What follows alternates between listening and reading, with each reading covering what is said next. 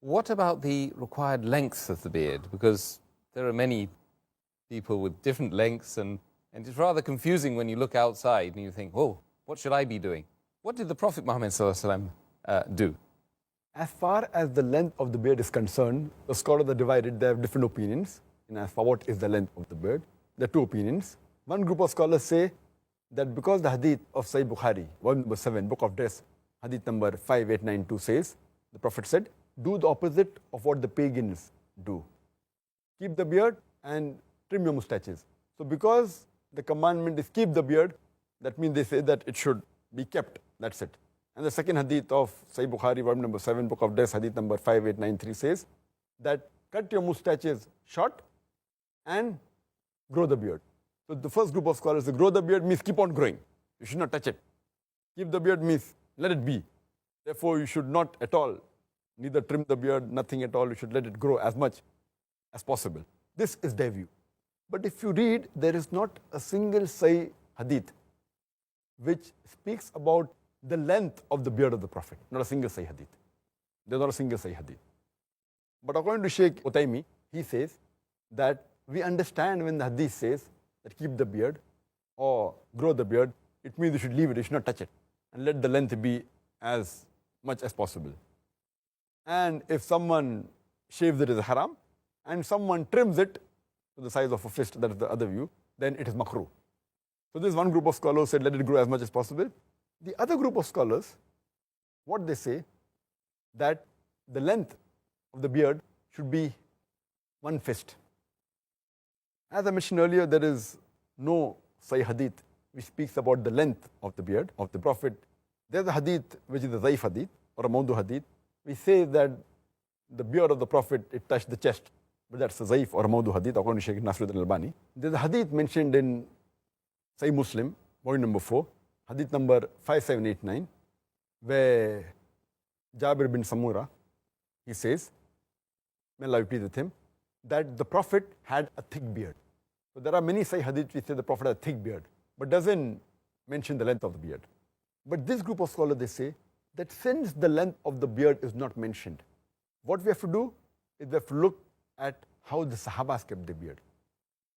The length is not mentioned, so we have to look at the Sahabas, because the Prophet said, if you don't find in my example, then look at the people around me in this generation, at the companions, Sahabas. And when we look at the Sahabas, we find several authentic hadith, more than 10 Sahih hadith, which say that the Sahaba, they kept their beard at the length of one fist. And whatever was below the one fist, they trimmed the beard. Including Ibn Umar, may Allah be pleased with him, Ibn Abbas, may Allah be pleased with him, Abu Huraira, may Allah be pleased with him. All these Sahabas which are very close to the Prophet, they trimmed their beard. Even those Sahaba who narrated the same hadith, Ibn Umar, may Allah be pleased with him, hadith of Sahih Bukhari, volume number 7, book of Death, hadith number 5892. Ibn Umar, may Allah be pleased with him, who narrated the hadith, that the Prophet said that do opposite of what the pagans do. Keep the beard and trim your mustaches. Immediately after that, the hadith continues and says that whenever Ibn Umar, may Allah be pleased with him, used to go for Umrah and Hajj. After Umrah and Hajj, he used to catch the beard with his fist, and whatever was below the fist, he used to cut it. So imagine those Sahabas who narrated the hadith, and all these Sahabas, Ibn Umar, Ibn Abbas, Abu Huraira, may Allah be pleased with them all, they were staunch followers of the sunnah of the Prophet.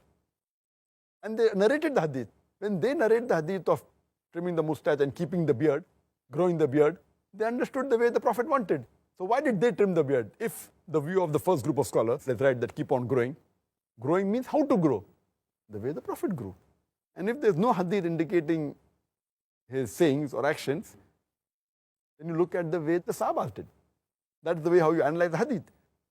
That's the reason Shaykh Nasruddin al-Albani, he says that the right size of the beard should be the size of a fist. And he says, for example, that when we analyze the hadith, if it's present in the sayings, that is the best of the Prophet. If it's not, you look in the actions. If not in the actions, approval. If it's not there, you look in the lifestyle of the Sahaba. What did they say? What did they do?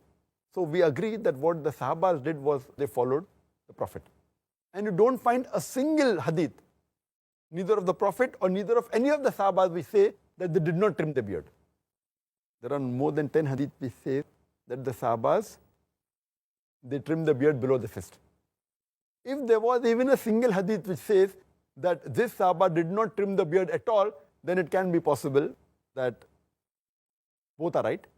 Because there's not a single hadith on the other side saying that the Sahaba never trimmed the beard, but there are no less than 10 Sahih hadith which say that the Sahabas below the fist, they trim the beard. According to Sheikh Nasr al-Albani, it is fard to trim the beard below the fist. It is fard. And anyone who keeps a beard more than the fist length, it is makruh according to him. Makruh, detestable. So this is a strong fatwa in Sheikh Nasr al-Albani. He's very staunch. And I personally agree with his view because there is evidence in the lifestyle of the Sahaba. And he further says in his book, and he writes that why it should be the length of one fist.